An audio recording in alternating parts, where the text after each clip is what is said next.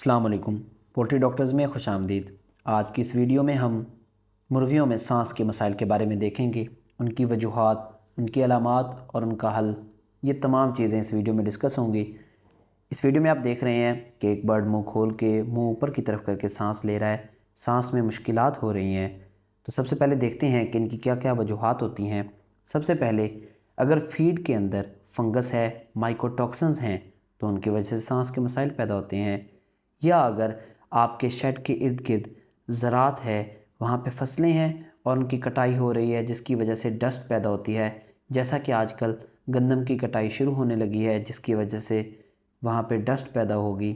ये सांस के मसाइल की एक सबसे बड़ी वजह है। इसके अलावा अगर वेंटिलेशन में मसाइल हैं, वेंटिलेशन दुरुस्त नहीं है, अंदर अमोनिया गैस ज़्यादा इकट्ठी हुई है, तो इसकी वजह से सांस के मसाइल पैदा होते हैं।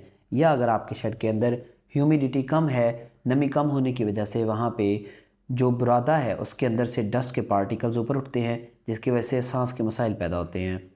अगर हम इन्फेक्शन की बात करें तो बैक्टीरिया और वायरस ये भी रेस्पिरेटरी इश्यूज़ पैदा करता है, जिसमें सबसे पहले अगर बैक्टीरिया की बात करें तो माइकोप्लाज्मा, इकोलाई जिसको CRD और CCRD भी कहते हैं, इसके अलावा इन्फेक्शस कोराइज़ा, ये तमाम बीमारियां सांस के मसाइल पैदा करती हैं।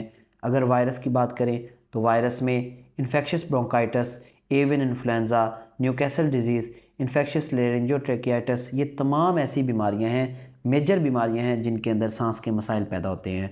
अगर हम साइंस की बात करें तो बर्ड्स के अंदर खरखराहट, आवाज़, मुंह खोल कर सांस लेना, नाक और मुंह से पानी का निकलना, गर्दन ऊपर करके सांस लेना।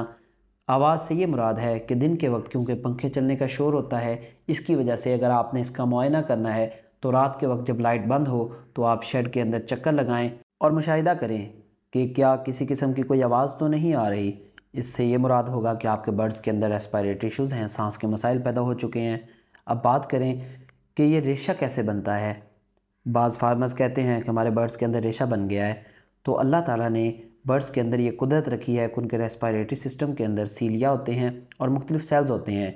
जब भी कोई बैक्टीरिया या वायरस या कोई भी चीज़ अगर अटैक करती है तो डेड सेल्स जो हैं वो रेशा की शक्ल इख्तियार कर लेते हैं, और अगर ये ज़्यादा देर रहें और क्रॉनिक हो जाएं तो ये प्लग्स की शक्ल इख्तियार कर लेता है, जो कि मुख्तलिफ वायरल डिजीज़ जिनमें इन्फेक्शस ब्रोंकाइटिस, एवियन इन्फ्लुएंजा और न्यूकैसल डिजीज़ सबसे सरफहरिस्त बीमारियां हैं जिनके अंदर आपको रेस्पिरेटरी सिस्टम के अंदर प्लग्स नज़र आएंगे।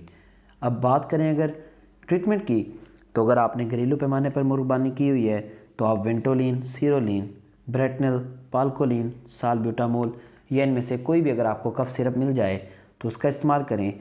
अगर आपने कमर्शियल लेवल पर फार्मिंग की है तो अमेंटाडीन, एक ख़ास कंसेप्ट पाया जाता है कि अमेंटाडीन हर वायरल डिजीज़ के लिए अहम है, हर वायरल डिजीज़ में रिजल्ट देती है।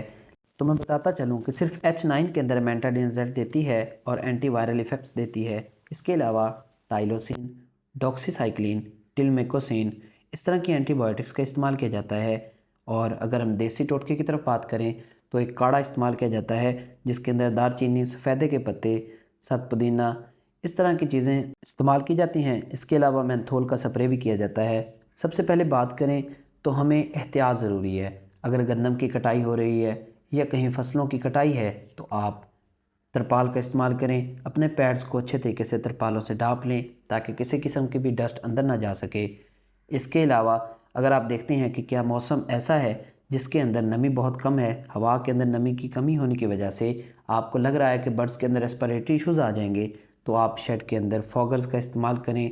अंदर तो के ऊपर स्प्रे करना स्टार्ट कर दें, जिसकी वजह से नमी बरकरार रहेगी, डस्ट पार्टिकल्स नहीं उठेंगे और रेस्पिरेटरी इश्यूज़ नहीं होंगे। अगर मौसम की तब्दीली हो रही है, मौसम की शिद्दत हो रही है, तो आप वेंटोलिन, सीरोलिन, ब्रेटनल या इनमें से कोई भी माइनोफाइलिन का इस्तेमाल कर लें, जिसकी वजह से रेस्पिरेटरी इश्यूज़ कम से कम हों। वायरल इश्यूज़ जिनमें IB, H9 और ND है, इसकी वैक्सीन टाइमली करवाएं ताकि इसके बुरे असरात से बच सकें। अगर कोई बैक्टीरियल इशू है तो इसके लिए एंटीबायोटिक की सिलेक्शन, उसकी ड्यूरेशन, उसके लिए चंद एहतियाती तदाबीर, इनका जिक्र मैंने दूसरी वीडियो में किया है जिसका लिंक डिस्क्रिप्शन में मैं दे दूँगा। उसको देख के आप एंटीबायोटिक की सिलेक्शन कर सकते हैं और इसके इस्तेमाल से आप बैक्टीरियल इश्यूज़ और रेस्पिरेटरी इश्यूज़ से बच सकते हैं।